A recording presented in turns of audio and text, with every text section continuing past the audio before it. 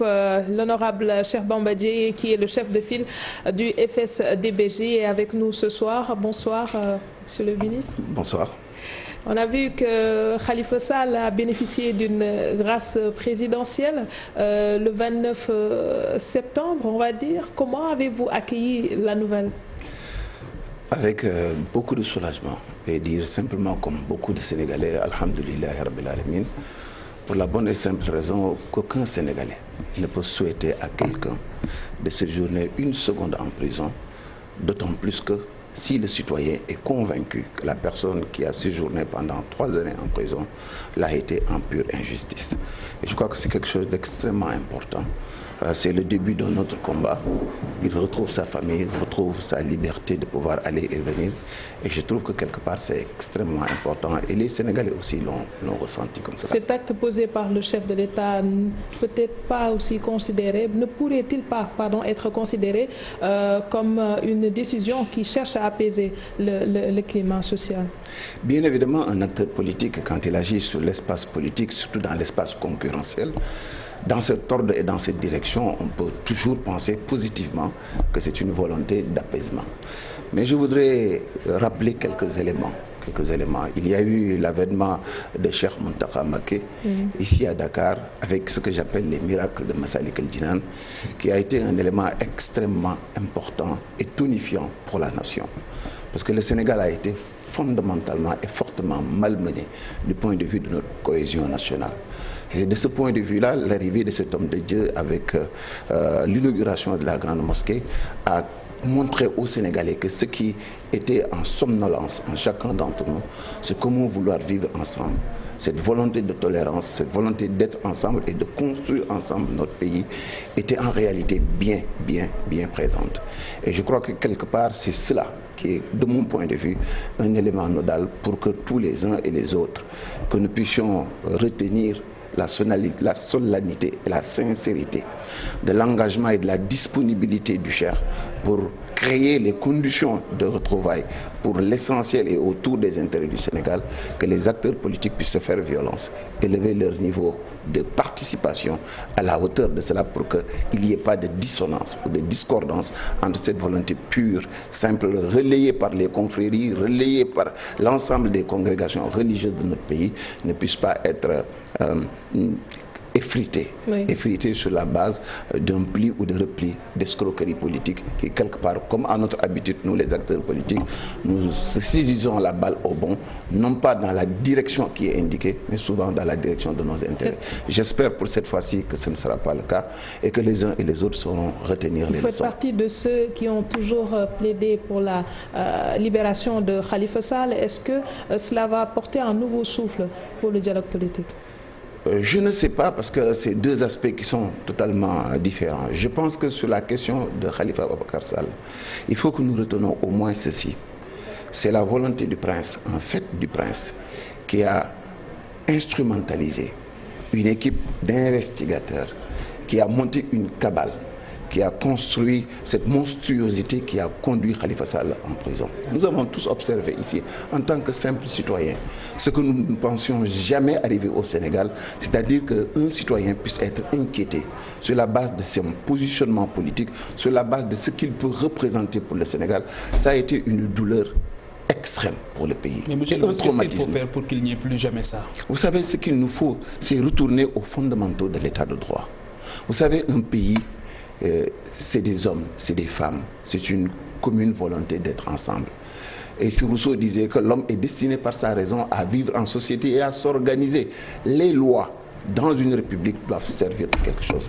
Ce que malheureusement nous avons subi, c'est qu'on a voté des lois, on a des institutions, mais nous avons remarqué chaque fois qu'il y a quelque part une volonté ou des intérêts divergents, surtout au niveau de l'espace politique, on oublie la Constitution, on oublie les institutions et on manœuvre au gré des intérêts. Mais comment se fait-il qu'un homme puisse avoir autant de pouvoir? Est-ce qu'aujourd'hui aussi, parce que légalement, on pourrait dire que c'est justifié. Donc c'est la Constitution, c'est les lois et règlements.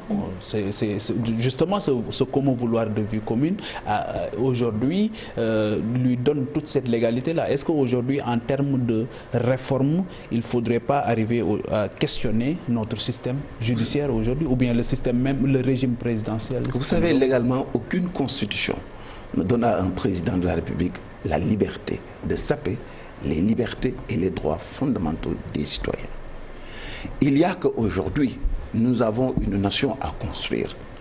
Et malheureusement, l'investissement que nous aurions dû faire sur l'homo sénégalensis pour lui faire comprendre quels sont ses rôles et missions, à ce niveau-là, il y a faillite. Et lorsque nous avons des institutions et que les hommes et les femmes qui les habitent, malgré le fait que les dispositions de la Constitution et des lois leur permettent d'exercer en toute honnêteté et en toute franchise leurs responsabilités, que les uns et les autres décident délibérément de laisser à côté ce que la loi dit pour faire ce que l'on veut, c'est ça qui construit l'effritement de l'état de droit et l'effritement de la justice dans notre pays. Ce que nous avons subi, c'est que nous avons su une malveillance a été construite autour de l'orée d'une élection présidentielle où on a voulu faire croire aux Sénégalais que tel et tel autre individu n'ont pas le droit d'y être, et on a construit pour qu'il n'y soit pas.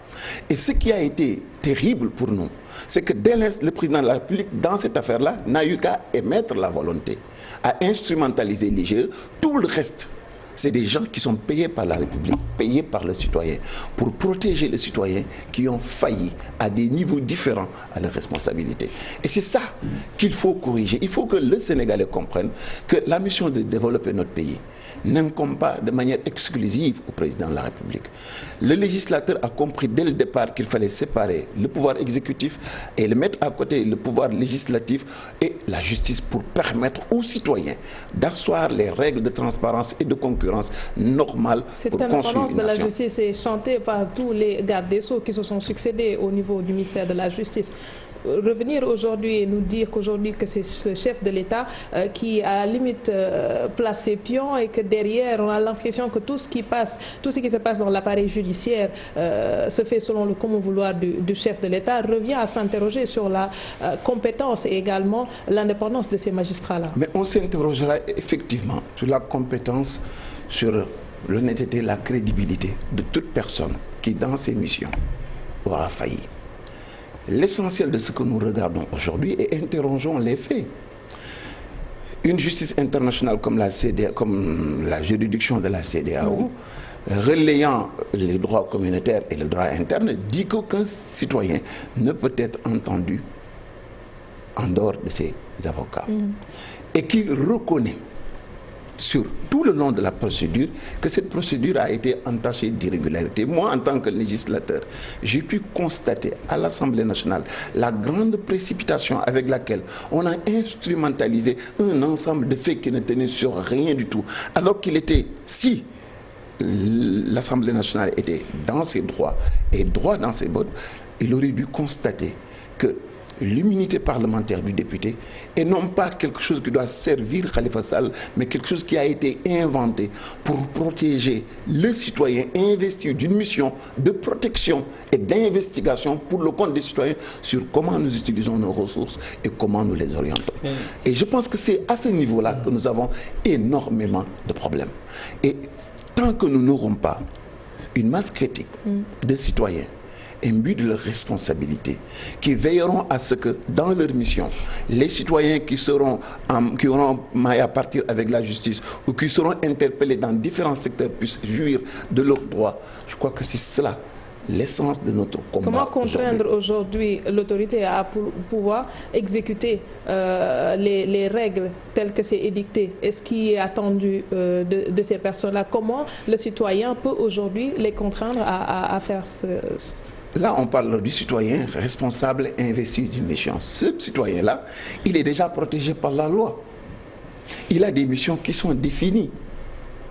Le Sénégal, fort heureusement, n'est pas un pays, un no man's land où il n'y a rien. Nous avons des lois et l'ensemble des responsabilités sont codifiées et réparties de manière équitable pour asseoir une culture de la transparence et une certaine culture de la responsabilité. Le problème que nous avons, c'est que est-ce que les hommes et les femmes qui assument des missions ont suffisamment de caractère et de force et de conscience de soi et de leur responsabilité pour être véritablement droits dans les missions qu'on les assigne. Et c'est à ce niveau-là que nous avons énormément... Monsieur le ministre, on vous a vu en 2011, 23 juin 2011, porter le même combat, avoir le même discours. Est-ce qu'aujourd'hui, vous n'avez pas l'impression, en 2019, d'avoir combattu pour rien? Non, pas du tout. Vous savez, je vais remonter plus loin aux indépendances. Vous savez, la citoyenneté, elle n'est pas innée. On l'a construite auprès des citoyens, par l'éducation, par l'école, par la télévision, par tous les outils d'information et de sensibilisation qu'un État moderne a à la disposition. Le projet national en tant que tel, de mon point de vue, s'il existe sur le papier, n'est pas ancré dans l'esprit du citoyen pour l'amener à se positionner dans une dynamique pour comprendre les choses. Mais la mission de l'homme politique, c'est quoi? C'est comprendre les contraintes de son pays, savoir où se situent les difficultés et s'engager à servir son pays. Ça veut dire trouver le citoyen là où le bas blesse, l'aider à grandir. Et nous n'en avons pas suffisamment fait dans ce pays. L'idéal pour lequel vous avez porté ce combat en 2010, 2011 jusqu'à 2012 et bien avant, aujourd'hui, si vous devriez apprécier l'état de la gouvernance au Sénégal, quels seraient les bons points et Elle est désastreuse. Et je voudrais avoir quelques éléments simplement de comparaison. Je reprends souvent les propres déclarations du président de la République. Quand il disait que, en relayant le sentiment des Sénégalais qui s'est dégagé en 2011, notamment le 23 juin, et plus tard encore dans tous les combats qui nous ont engagés tous ensemble, cette volonté de faire de la reddition des comptes, de faire que la transparence, la bonne gouvernance, la gestion sobre et vertueuse, qui sont des éléments, qui sont les arcanes. Il a créé l'OFNAC. Mais ça ne suffit pas. Il a créé l'OFNAC et il a détruit l'OFNAC en même temps. Puisque c'est bien que de créer une institution, une structure comme l'OFNAC pour asseoir cette culture de transparence, c'est encore pire que de mettre les bâtons dans les roues de cette même structure et de faire en sorte que les citoyens qui sont ciblés sont sérieux en fonction de leur proximité avec le pouvoir. Il aurait mieux valu ne pas le faire que de le faire pour le saborder. Et ce qu'il faudrait retenir, et qui est important et qui pose ce problème de lien entre l'acteur politique et la société, c'est-à-dire qu'il y a souvent énormément d'engagement. Une théorie du bien extraordinaire qui s'adapte partout. Si vous allez aux États-Unis, on vous dira reddition des comptes, transparence, gestion sobre et vertueuse. On réclame ce que l'exigence du monde aujourd'hui met comme postulat pour un engagement politique, mais lorsqu'il s'agit d'agir, on est des piètres praticiens du bien. Mais pourquoi on n'arrive pas à y aller? Pourquoi on n'arrive pas à faire le pas? Parce que simplement la société sénégalaise, on l'a laissé dériver. Elle a quitté la société, comme je le disais, du Djefdjel Nyakated pour arriver dans la société du Lakarchi et du Lidjenti. Il y a 4 aspects qui le caractérisent. Baguluyomb, Daures, Fansak, Farol Tonkat. Et dans cette culture, c'est pourquoi aujourd'hui, on a besoin de reconsidérer l'homme sénégalais. Il faudrait qu'on se mette d'accord, en plus des assises et de toutes les réflexions qui sont menées. Ce qui est essentiel aujourd'hui, c'est qu'il faudrait que le citoyen ou que les citoyens se mettent d'accord sur quel type de citoyen nous voulons, quel type de société nous voulons. Si on se mettait d'accord sur 3 éléments, comment trouver ce consensus? Mais ce consensus, une des bases est aujourd'hui l'appel du Khalife général qui a aujourd'hui trouvé l'adhésion de tout le monde. Les mécanismes pour mobiliser la société sénégalaise sont là. Il ne s'agit pas de croire ou de faire en sorte que ce qui fait bouger une société occidentalisée ou occidentale, ce seront les mêmes leviers pour faire bouger la société sénégalaise.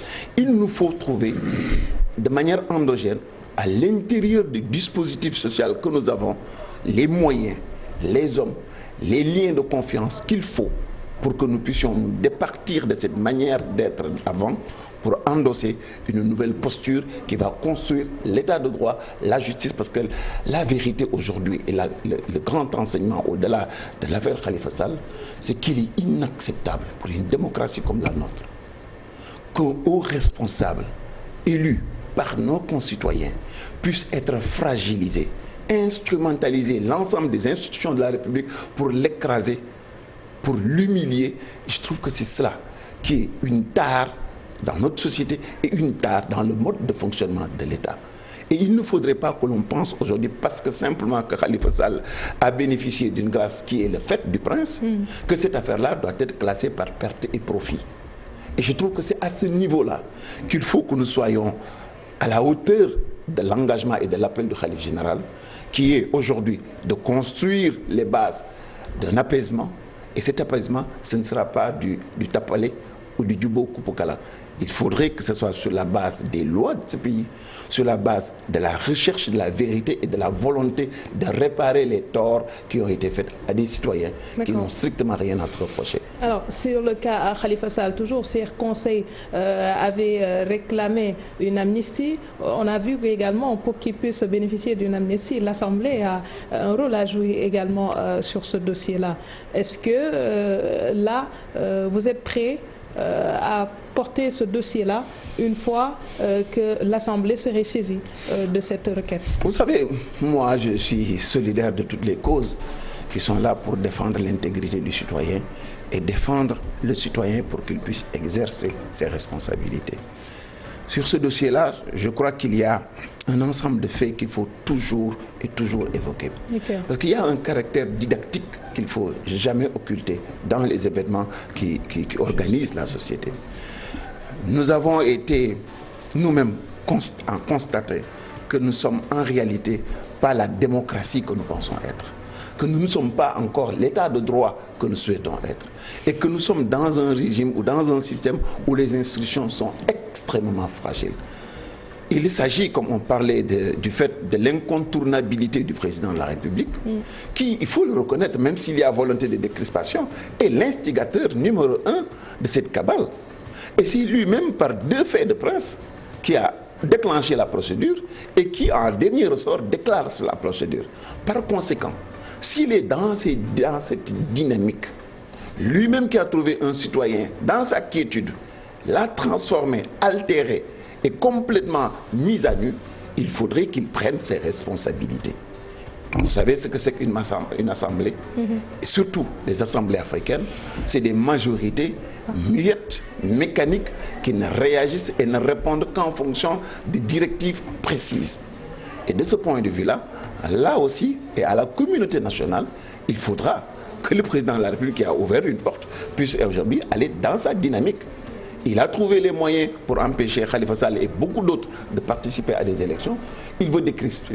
Il faut qu'il trouve lui-même les moyens, via sa majorité et plein d'autres éléments, les moyens de reconstruire cette injustice que lui-même a orchestrée. Et je voudrais dire, si Khalifa Sall retrouve ses droits civiques, cela ne réparera pas le préjudice qu'il a subi durant ces 3 dernières années. Monsieur le ministre, juste une dernière question. Il avait donné caution au président Macky Sall en 2012. Il l'a accompagné dans son gouvernement. Quels étaient vos points de convergence et qu'est-ce qui a été à l'origine de cette divergence pour vous? Parce que quand on vous entend, on sent une radicalisation. Cette volonté de convergence, elle était extrêmement simple. C'est juste sur la base d'un combat pour un état de droit.